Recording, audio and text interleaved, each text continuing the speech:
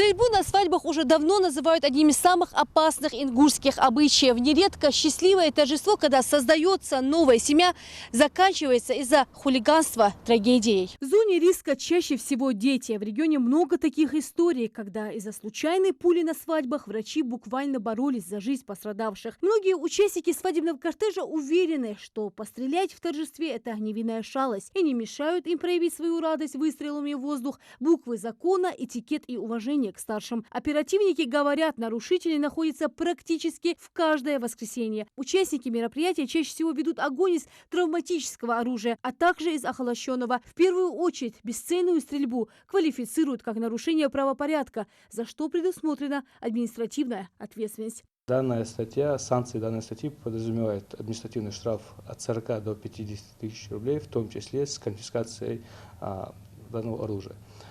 Касаемо нашей республики, так и на территории Российской Федерации, стрельба, как было озвучено, в общественном месте и в неотведенных местах, она запрещена, в том числе при проведении свадебных мероприятий, в том числе при продвижении свадебных кортежей.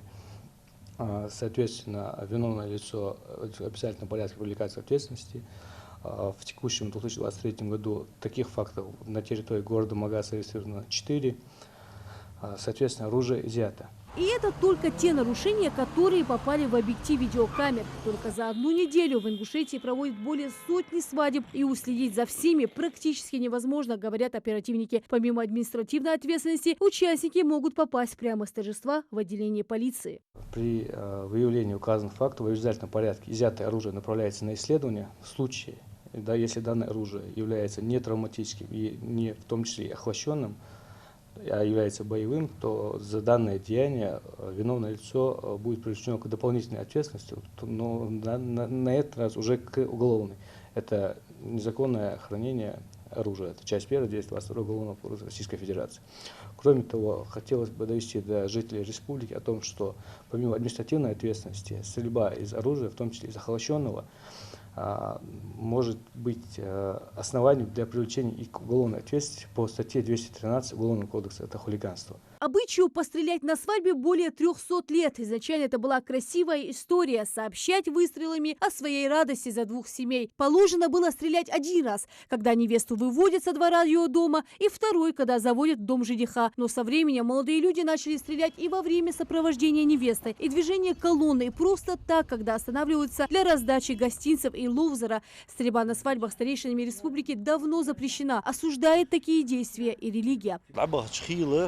Догдихи, юхяги, чубо, аум нахбах, замях лабаха, бахки нахбах, чекегиш нах лилдер, юхинзер сартха, ладихинзер сартхок. Так, илчну вейгвахт сахам лилдер, вей бахкахчар лихам бежватер. لا يكرم الكريم إلا الكريم سيدول شمار سيدول شار سيد ده سيدي أويو سيدي حق دوج نخبش عام نخب باقي نخب ويقم كاستا صار سلير خنبش سيدش حدين قمد ويدنو يلشنو عليه أفضل الصلاة والسلام جئت لأتمم مكارم الأخلاق خذ лакад лукаж халдыз винусу элчналиссан. ВААТ сегодня действует во всей республике. Наказывают рублем чаще всего хозяина семьи, отца жениха. Как бы взрослый человек не старался избежать таких ситуаций, находятся те молодые люди, которые не стесняются и нарушают общественный порядок.